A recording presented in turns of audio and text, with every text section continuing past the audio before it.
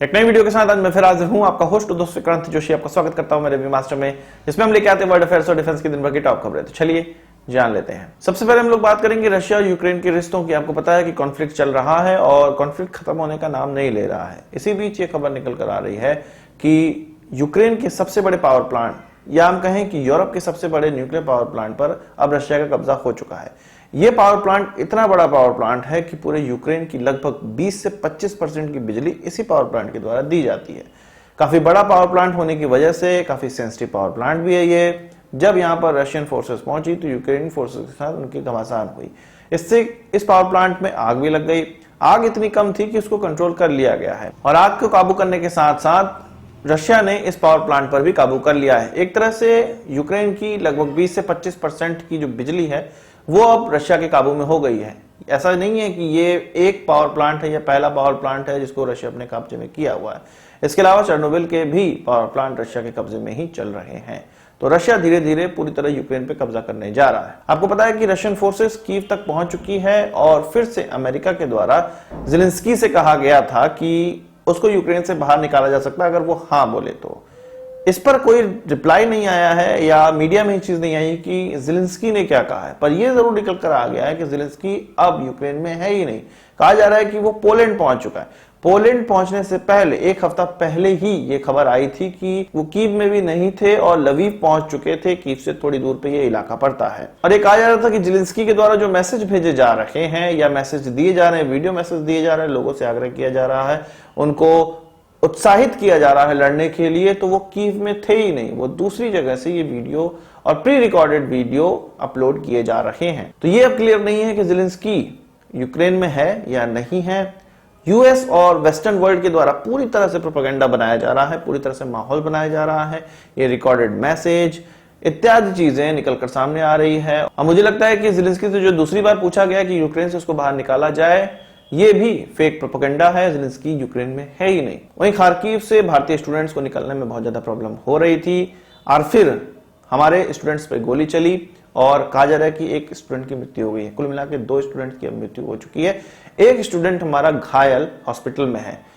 उस स्टूडेंट के द्वारा कहा गया, समाचार एजेंसीज को बताया गया कि भारतीय दूतावास के द्वारा उनकी कोई भी हेल्प नहीं की गई या ऐसा कोई भी मौका नहीं बना जिसमें उनको भारतीय दूतावास से मदद मिली हो। वो खुद ही टैक्सी से जा रहे थे तब उनको गोली पड़ी। पर ये जब चीज न्यूज में आई है तो भारत के फॉरेन मिनिस्ट्री के स्पोक पर्सन के द्वारा ये कहा जा रहा है कि जितना भी इलाज में खर्चा लगेगा वो भारत गवर्नमेंट बियर करेगी, इंडियन गवर्नमेंट बियर करेगी। वहीं खार्किव से भारतीय स्टूडेंट्स को मेनली और कुछ फॉरेनर्स को निकालने के लिए अब रशिया ने 130 बसों का प्रबंध कर दिया है, जिससे कि इनको रशियन बॉर्डर तक पहुंचाया जाएगा, यूक्रेनियन रशियन बॉर्डर तक पहुंचाया जाएगा और फिर रशिया से इनको इवैक्यूएट किया जाएगा।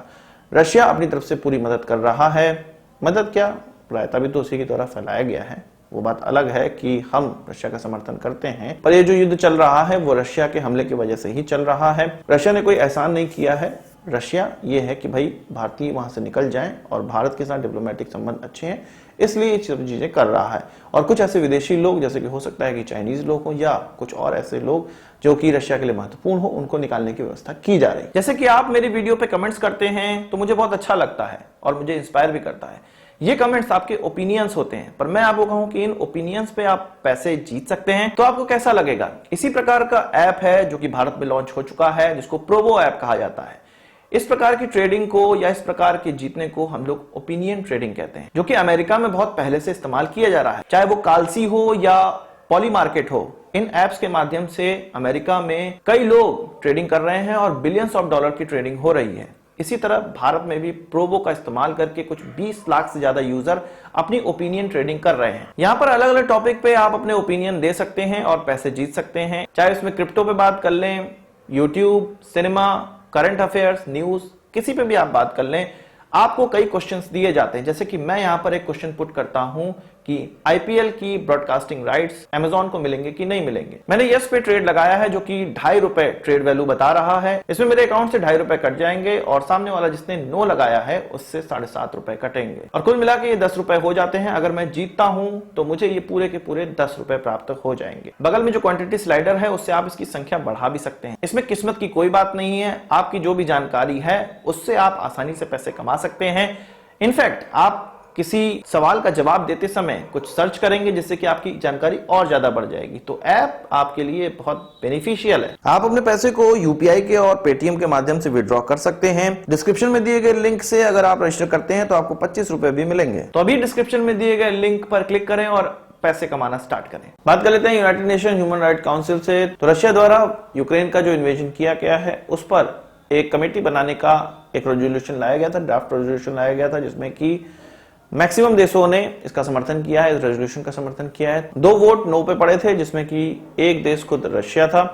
चीन, भारत, पाकिस्तान के द्वारा इसमें अब्सटेन किया गया है और 13 देशों के द्वारा अब्सटेन किया गया है। इसी अब्सटेन से अगर बात की जाए तो यूनाइटेड नेशंस सिक्योरिटी काउंसिल में आपको याद होगा कि भारत और यूएई ने अब्सटेन किया था, कहा जाता कि रशिया का साथ दिया है। अब यूएई को एफएटीएफ की ग्रे लिस्ट में डालने की संभावना जताई जा रही है। कुछ ऑफिशियल्स ने यह कहा है एफएटीएफ के कि यूएई के द्वारा मनी लॉन्ड्रिंग को खत्म करने के लिए कुछ किया नहीं गया, उनको जो चीजें बोली गई वो की नहीं है उन्होंने, तो अब हो सकता है कि उनको ग्रे लिस्ट में डाल दिया जाए। कुछ लोगों का यह मानना है कि ग्रे लिस्ट उनको इसीलिए किया जा रहा है क्योंकि रशिया का साथ देके अब्सटेन किया था। और वहीं हमने भारत के लिए सुन ही लिया है कि यूएस के द्वारा कासा सैंक्शंस भारत पर लगाया जा सकता है, उस पर भी काम चल रहा है। तो दोनों ही देशों को परेशान करने का प्रयास चल रहा है। अमेरिका और वेस्टर्न वर्ल्ड है ही ऐसे, जो वो काम करते हैं वो सही है, कोई दूसरा करे तो गलत। वहीं जापान यूक्रेन की कुछ अलग तरीके से हेल्प करना चाह रहा है। हथियार तो वो भेज नहीं रहे, अपने आदमियों को भेज नहीं रहे लड़ने के लिए, और भेजना भी नहीं चाहिए। जापान नहीं चाहता कि इस वॉर में वो कूदे, पर tent, generator, bullet proof jacket, helmets इत्यादि चीजें, कुछ $100 मिलियन की चीजें वो यूक्रेन भेजने जा रहे हैं। अभी ये डेट क्लियर नहीं हुआ है कि कब भेजेंगे, पर हो सकता है वॉर के बाद भेज दें, क्लियर नहीं। इस पे कोई टाइमलाइन तो है नहीं, पर जापान ने भी कोई टाइमलाइन दी नहीं है कि वो कब भेजेंगे। वहीं बात कर लेते हैं भारत के स्पेस मिशन गगनयान के लिए एक फैसिलिटी बनाई गई है, जो कि एस्ट्रोनॉट ट्रेनिंग फैसिलिटी है, जो कि बेंगलुरु में बनाई गई है। अब इसको पूरी तरह से चालू कर दिया गया है। आपको पता है कि रशिया में हमारे 3 एस्ट्रोनॉट अंतरिक्ष में जाने के गुण सीख कर आए हुए हैं, पर भारत के यान के स्पेसिफिक उनको ट्रेनिंग भी दी जानी है, जो कि बेंगलुरु में एक फैसिलिटी बनाकर दी जानी थी। इसमें 3 सेमेस्टर का एक कोर्स पूरा होगा, जिसके बाद हमारे जो गगननॉट हैं वो अंतरिक्ष में जाने को तैयार हो जाएंगे। वहीं आपको याद होगा कि कुछ 35-36 दिन पहले एक F-35 साउथ चाइना सी में दुर्घटनाग्रस्त हो गया था। ये अमेरिका के नेवी के द्वारा उड़ाया जा रहा था। तो अब इसको रिकवर कर लिया गया है, और रिकवर करने में कुछ 35 से 36 या 37 दिन लगभग लग गए हैं। हालांकि चीन के हाथ में ये नहीं पड़ा, अमेरिका के लिए यही राहत की सांस होगी। बात कर लेते हैं डिफेंस एक्सपो की, जो कि 2022 का एडिशन है, जो कि गुजरात में होने वाला था, जो कि 10 तारीख से शुरू होने वाला था 6 दिन पहले। अब इसको कैंसिल कर दिया गया। 2 दिन पहले मैंने आपको बताया था कि डिफेंस एक्सपो पे बादल मंडरा रहे हैं काले, और आज ये खबर निकल कर आ गई कि अब इसको कैंसिल किया जा रहा है। एक्चुअल में जो यूरोप में युद्ध चल रहे हैं, वॉर लाइक सिनेरियो हो रहा है, उसकी वजह से जितनी भी कंपनियां वहां से भारत में प्रेजेंटेशन करना चाहती है, उनको लॉजिस्टिक सपोर्ट मिल नहीं पा रहा है। तो लॉजिस्टिक सपोर्ट नहीं मिलेगा तो उनके हथियार या विमान यहाँ पहुंच नहीं पाएंगे तो एक्सपो किस बात का, एग्जीबिशन किस बात का, इसलिए ये अब पोस्टपोन कर दिया गया है। आज की इस वीडियो के लिए बस इतना ही। आशा करता हूँ वीडियो पसंद आई होगी, आपके पास हमसे जुड़ देंगे। इस वीडियो से मुझे सवाल सुझाव कमेंट बॉक्स में जरूर लाइएगा, और यदि आपने हमारे चैनल सब्सक्राइब नहीं किया उसे भी कर लीजिए, क्योंकि हम इस प्रकार की वीडियो लाते रहते हैं। नमस्कार, थैंक यू, जय हिंद।